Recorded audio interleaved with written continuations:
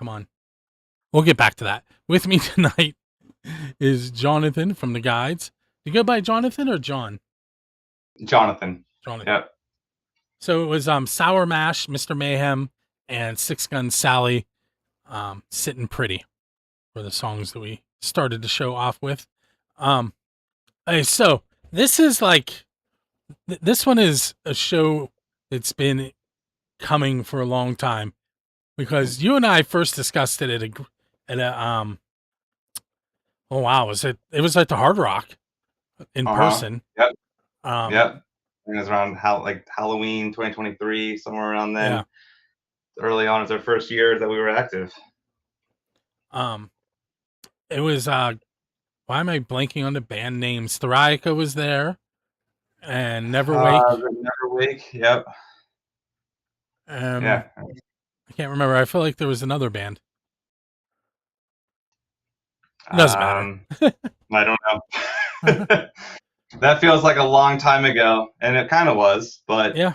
It's easy thinking back how fast that also went from a lot of other perspectives. So let's first of all get everybody a little bit of a perspective on your band Guides. The songs I'm playing tonight, I would say one is metal and one is kind of hard rock. Where would you place yourselves? So I think we're it's kind of, I don't know if I would say we're either one of those, but I think that's, in terms of the big categories, that's where we're kind of bouncing in between. We're a lot of new metal, right? For your, if you're into Chevelle and Tool and Stained and Taproot is my favorite band, and so that's our biggest influence. But we also are very influenced by post-hardcore and kind of that next wave of where rock went after nu metal. So Thursday and AFI and Finch is one of my favorite bands. So I've been telling people that we are, if Taproot and Finch kind of like formed and joined forces. Another way to put it is, I've always wanted to play a sound that, if we were in early 2000s, that we could play Ozfest or we could play Warped Tour. We kind of split that line, and we have. I think that's kind of where we're sitting right now. So our song Drain, which was our first new single that we put out in May, is much more on that nu metal, the heavier side. There's a lot more screaming and there's some weird time signatures. But production wise, it has that post-hardcore kind of rawness and to it. It's not overproduced like the octane kind of radio rock that a lot of us are that are fans of as well. So it's kind of more on that early 2000s production style, which I think gives it that post-hardcore feel. And our latest new single that we just put out in June, Failure Defines, is just a more straightforward rock song, and I think it is more comparable to the radio rock. I don't know what to call it, but Octane or the X or whatever station you might be familiar with, but more in that Chevelle direction. But again, our production being intentionally a little bit more raw and underproduced, gives it, it gives it that early 2000s sound. So kind of depending on where you drop the needle, we're either early 2000s nu metal or 2022 to 2024 post-hardcore, somewhere in there. So you have another single coming out on July 11th. We're first of all, what is the title? 17th. July 17th. I apologize. That's okay. Where would it fall genre wise? And actually somewhere else on the spectrums. So the single coming in July 17th, it's called Just Take One. It's actually more of a ballad. It's piano driven. It's still hard. It still sounds like guides, and there's a breakdown in it, so it hits all of the spots we just talked about. But if we're kind of putting the new singles on a spectrum, it's a little bit of I guess Goldilocks and the Three Bears. So Drain, the first single, is on the heaviest side. Failure Defines is right in the middle, and Just Take One, the single that's coming in July, is more on that ballad. I think more emotional. I don't want to call it soft, but it's a different vibe for sure than the other two. Now, where do you record your stuff at? So for this latest round, for the singles that we're putting out, we had the incredible opportunity to work with sorry, we had the incredible opportunity to work with Zach Diebels. He goes by Z-Rock, but he is the guitar player for the band Simon Says. And if you are not familiar with Simon Says, they were kind of a little pre-nu metal, but they were on Hollywood Records in the early 2000s. They did 2 major label records on Hollywood, and I was a huge fan when I was a kid. They were one of the first bands that I saw when I was 12 years old, and I'm not kidding. This sounds made up because it sounds like such a fantasy, and it really is. But I was 12 years old.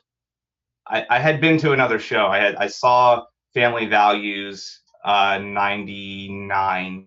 So that was my first big rock show. It was Limp Bizkit and Stained, and I forget who else was on that. I think Filter was on that. But Stained blew my mind. Family Values. They quickly became my favorite band. They came back to State College on their Dysfunction tour, and they played the Crowbar, which I don't know if you're familiar with the Crowbar, but it was a I've not been there, tiny. but Well, it doesn't exist anymore, unfortunately. But it was this. I don't. I was too young to really understand, what the like cap would be and stuff. But it couldn't have been more. It was smaller than the altar bar, so I mean, it was I think like a 900 cap if it was maxed out on both levels. But just basically tiny dive bar right in the heart of Penn State campus. And I grew up in Hollidaysburg, Altoona area, so that was 45 minutes for me.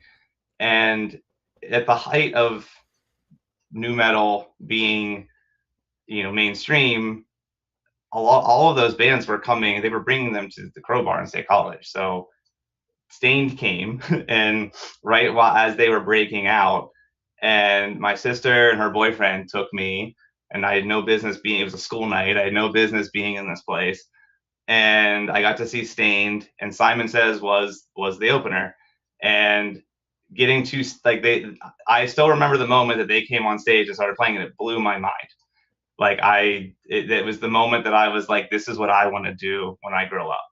And so for 25 years later, to be in the position to get to work with Z-Rock was just incredible opportunity. So we obviously took full advantage of that, and he actually came here in November, and we did all of the drums at Tonic Studios in Keysport, and then the rest of that week we just did guitars and stuff at my house, actually in this room.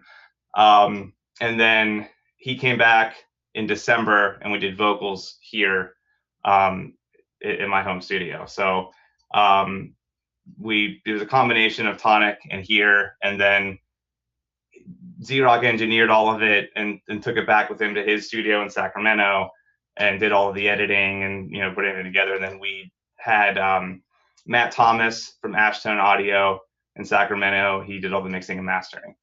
very cool. So let's take our first break and listen to both of those tracks, Drain and Failure Defines, and we will be right back.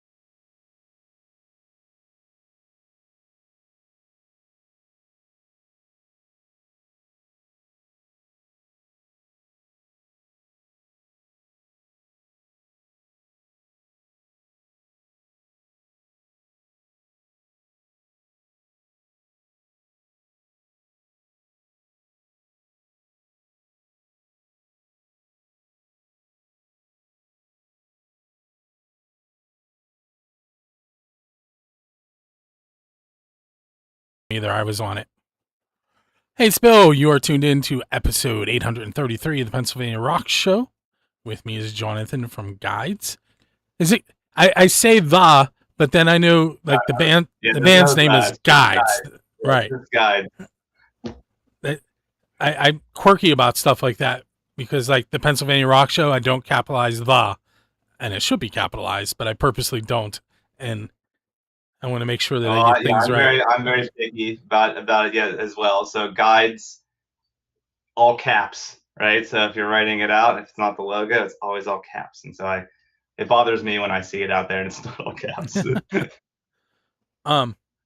So you gave us a lot of information about the two songs we just heard, Drain and Failure Defines. Let me hit you with some of my normal off the wall questions in this segment. Absolutely. Sure. So I'm going to start you off with the unofficial and official build a scene questions. The unofficial question is, what is the best pizza you've had because you're a musician?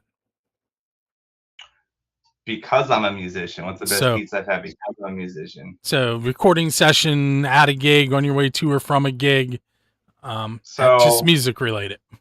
I have to give this unofficial plug because I'm hoping for some sponsorship here, maybe some free pizza. But the official, unofficial sponsor of all the Guides after parties is Milano's downtown. So after every show, we're always getting a huge order of Milano's, pepperoni with banana peppers, a couple extra large pies. So that's our favorite for sure. Very cool. All right. Now the official build a scene question is, who's your Dave Grohl? And by that, I mean, who do you want to go up on stage with and perform one of their original songs and maybe get harassed a little bit? So perfectly timed question. I don't know if you saw the clips of Limp Bizkit over the weekend, but absolutely Fred Durst. I did not see the clips. So he brought some kid up to do, and this is the song I would want to do too, Full Nelson, and it was comical, but the kid was bad, and Fred Durst was just you could tell he was having fun with it. So absolutely, I would do a better job. I did that song karaoke in Mexico one year at the all-inclusive resort, and that turned some heads. So I'm well practiced. Let's say you're leaving a show and there's a DeLorean sitting outside with its door up and a flux capacitor in the back. Where are you going to go in time, and what band are you going to hang out with or play with? Ooh. So I am like truly like a from like a child of the grunge era, right? So my taste does not go back any further than that, than the 90s. So I don't have any good like historic answer. But I would have loved, honestly, like it's kind of an obvious lame answer, but I would love to go. Actually, the band that I would love to tour with, like in their like arena days, would be Bush, because Bush was one of my first, like that was. I have an older sister who basically, I listened to all the grunge bands with her, and Alice in Chains and STP were staples, but like Bush was the first band that I latched onto and said like, this is my band, and so I didn't really get to see them though until their comeback in the 2010s. So I never got to see the original lineup. So not only just to see them, but if I could kind of drop myself into an era and be a part of something, I'd want to prime Bush. If you could sit down with a musical idol and ask them one question to get the conversation started, who would you want to sit down with, and what would be that one conversation starter that you would ask? Man, the weird, and like the I don't mean to sound like I don't like I've gotten to do this. So that's like the cool thing. Well, I don't know how to answer tell that now. tell us about that. um, I mean, I've been very fortunate in the last 3 years to like I said earlier, my favorite band is Taproot, and I've not only been on stage performing with them in the last 3 years, but just like I've gotten to just hang out with them and like in in all these different situations. So like I've just been like I've gotten kind of all gotten my questions answered. I don't know, but it's and same with Simon Says, right, and Z Rock. So it's really like for me the questions that like have been the most interesting, I guess, answers and that I've to learn about is like what was it like? What was it like to be on Hollywood Records and touring with Limp Bizkit and doing this stuff in your early 20s? Just like, getting to hear it from the person that did it and not just like through an interview, but like to have the stories told to you. Like it's a really special, I guess, kind of, if you think about sports, like if you were like getting to play on the same team as Sidney Crosby, at this point, and what you would learn just from being in the room and engaging, like it's been really cool to have those experiences and kind of mentor relationships with where I'm at. um, if let's do this one. So you're like, okay, what one? Kiss Kiss played in a bay to sharks in Australia. Metallica has played in the South or Antarctica. My friend Jazz from Jazz's Rock and Road Show, look that up, people, has played one of his original songs at the South Pole. What is a non-traditional venue that you would like to play at? Space, like I want like the moon. I don't know, like it's like absolutely somewhere in space. I think Mars is too far, but I think the moon. And I think that's like if you forget a piece of equipment, that show's going to be delayed a bit. well, I'll tell you what, it doesn't matter how far you can be 5 minutes from your house. If you forget something, it's a problem. So ask my band, anyone in my band, how about my policy on backups. Because if you don't have a backup, we're already in trouble. It doesn't matter. Like once you're at the show, you're at the show. So, with that being said, what is that one piece of equipment that's most important for your band? Um, our drummer.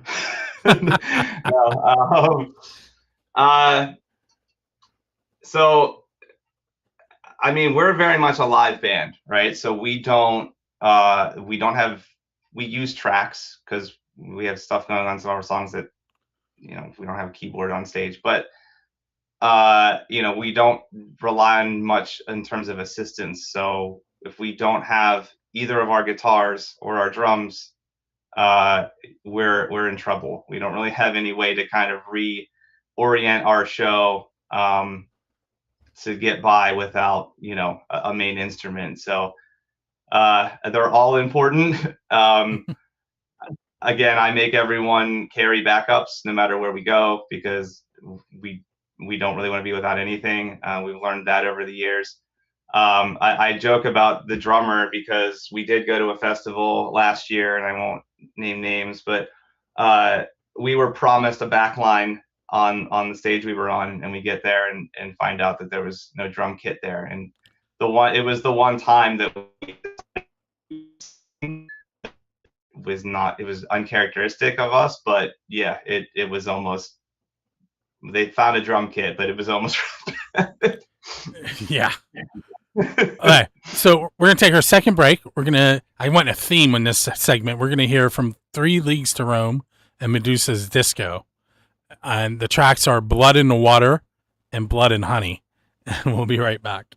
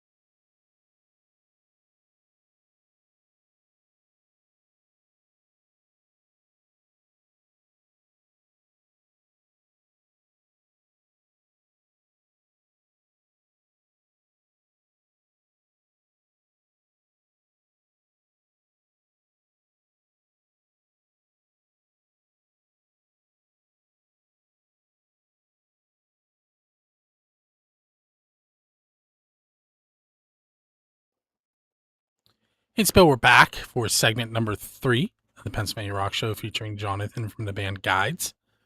And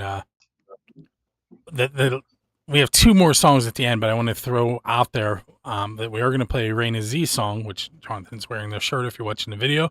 And it kind of fits that. It kind of fits that theme that I just played. It's called Bad Blood, but you'll hear it a little later. Okay, so let's do this. I haven't asked this question in a while. If you were going to build a band out of the local scene, and you can only manage it, you're not going to be in it, who would you put in the band? Oh, how does this not get people in trouble? They understand. Oh, can I take a cop out on this one? I could ask a different question if you'd prefer. Okay, well, my cop out is I don't know if there's anyone else I could handle dealing with other than the band I have now. So I'm gonna go with it. Once you've been around, you've been around. So I'll leave it at that. Hey, how about an embarrassing moment that's happened on stage? Oh, that's perfect. Great, thank you. So our it wasn't our last show, but we played in April at the Fun House with Desolence and Rain of Z, recurring theme, and Grey Walker, and we went on first, and we were all fired up, because we haven't played in a while, and we were like well into like our push cup songs coming and the plan being in place, so we're just kind of happy to be there. And I was wearing some experimental pants from Amazon on stage as part of my wardrobe, and I did what I always do. I jumped off stage. I got in the crowd trying to start a mosh pit and get people going. And when I went back on stage, I did the big step up, and the whole middle of the crotch of my pants just ripped. And I felt it happen, luckily. And not one was going to see anything, that shouldn't be seen, but my immediate instinct was, oh no, the pictures. So I just turned. So I just my back was to Tim, but I ran off stage to change after the song because we had like a natural break for tuning or whatever. But then the band had no idea what happened, so they didn't know why I ran off stage. So everyone was assuming the worst, right? So like the feedback that got back to me, and I did come back after I changed and explain what happened on stage. But the feedback I got to me was, thank God you explained it, because we all assumed that you crapped your pants. I mean, that would be a bad story too. Yeah, I will. I'm grateful it was just a wardrobe malfunction. And again, backups. I didn't put these pants back on, but I literally had the same pair of pants in my wardrobe bag as a backup if I would have wanted to go that direction. But I played it safe, went with something that wouldn't rip the rest of the set, and we made it. We made it through. It's good. So I did tell you that we were going to take a look at your website. We're going to do that right now. Okay, so I know when we did this before we started that there was something that you want to mention to everybody that will be there soon. Yeah, so I did not. The new song "Failure Defines" does not have a place here yet. You won't see it on here, but it's everywhere else. So if you're looking for "Failure Defines," do not go to the website, but anywhere else that you would stream, you will find it. There's also a music video coming for "Failure Defines" in July. We're got to do a couple more, get more shots this week, and then that will be on its way. A lot of fun with that. While I'm sitting on the upcoming dates, do you want to go over those? Yeah, so in a little less than 2 weeks now, but July 11th, we're in Erie, PA for the first time at Centennial Hall, and we're playing with a band from the Michigan area, See This Through, who's been kind of touring around regionally, and a couple Erie bands, my Cogonaut, and I'm sorry, they just added another one today. I don't remember the fourth one. My apologies. Oh, it's Stellar Modus is the fourth one. And then a week after that, so about 3 weeks from now, July 18th, we're back in Pittsburgh at the Mr. Roboto project, and that's our Roboto debut. And we're there with a band from Cleveland that we are very fond of, called Truss, and they're kind of post grunge new metal from Cleveland, and also Eye Candy and Shell and the Wretched Hearts on that bill as well. So ticket links in our Linktree bio. Also can hit them on the website here. Bands in town, but anything you know about the shows, find on the site. Also have merch available online. Our full. Actually, I need to get the hoodies on there. So again, another reminder for myself. You're making more work for me tonight. You're I welcome. need to get the hoodies on there, but all of our merch is available online. And spoiler for the new shows, I'm working on some new designs that are hopefully be available here at the July shows. And then contact information there and places to follow you. And if you're not looking at the video, so you weren't watching, you're just listening, it is guidesmusic.com. Make sure you go check that out. Order some merch, head to some shows, get some music. So if you kind of answered one of the questions I was going to ask you earlier on, you told us when you realized that you wanted to be a musician. Oh yeah. Yeah. What the dream job? Is that the question? The question is when did you realize you wanted to be on stage? Oh, and yeah. So I've it was literally since that moment. Not that I took that path or anything from that point directly or anything. It's not like I didn't. I really a lot of my music development happened in my 20s, but um, as just like from an energy perspective and as a fan, like that became the dream. And every job interview I've ever had, and I'm not kidding, like I have a very serious job. like when I like every job, but every job I've done, even in my like pro career, when they ask you what's your dream job, because that's always a question, I have said I want to be a rock star. And then I have a follow up to that, but that is, I mean, I'm not kidding. Like I wanted to be a rock star. Like that's my dream job. So, I've always been very open and forward about that. Hey, so you get signed. You're headed out on your first tour. I'm driving the tour bus. What are we going to listen to in between show dates? Probably not anything that sounds like what we're playing or who we're touring with. It's funny. Up until like maybe 3 years ago, and you read interviews with bands you listen to, and they ask, what do you listen to, and they're the typical answer is, I don't really listen to anything. I don't want to be influenced. Blah blah blah. I always called bullshit on that. Sorry, I always called BS on that. But now that I'm like living this life more the way that I am, I don't really have time to really like listen to stuff the way that I did before, and I don't really have the headspace for it because I'm working on my stuff all the time. So it's like I want something else. So it's like TV. I listen to a lot of talk radio, like sports talk radio, not because I really care as much as just like it's something else. Some background But noise. I think, yeah, and just kind of, I don't have to study it. I think honestly, what started ruining music for me from a listening perspective was I did a music minor in college, and analyzing music like academically like that, and when you just go to leave and listen to Taproot, it was like, what's going on here? And it's like, it's not fun. Yeah.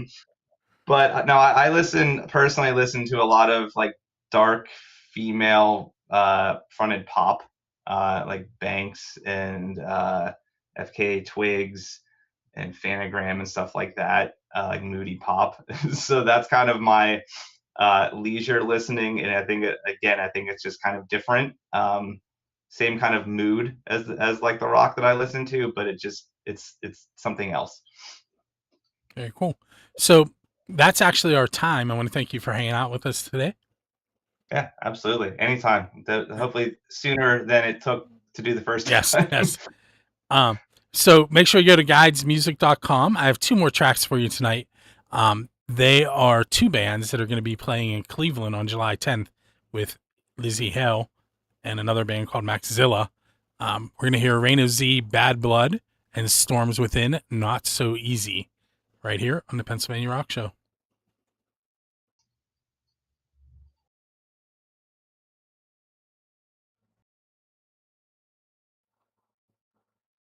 We've reached the end of the show, which means it's time for me to spin the wheel and find out who Dressy Entertainment is giving 2 tickets to see Metal Church to. We had 2 people sign up, Keith Laydig and Justin Todd. I entered both their names a bunch of times. I'm not going to shuffle this time. It's every other one on the wheel. So again, that's Metal Church with Heathen, All Sinners, and Executionist on Thursday, July 23rd, 5:30 p.m. doors, 7 p.m. show. It's at the Craft House. It is a minors allowed show as long as they're there with a parent or guardian. If you're not familiar with how this works, you just go to musicfromthe412.com/contest, click on the show that you're interested in attempting to win tickets to, and follow the directions. It'll ask you for your email address and your name. We use that information just to send you the tickets. Once the contest is ended, we delete that information and use it for nothing else. So now I'm going to spin the wheel, and we're going to find out if it's Keith or Todd headed to see Metal Church.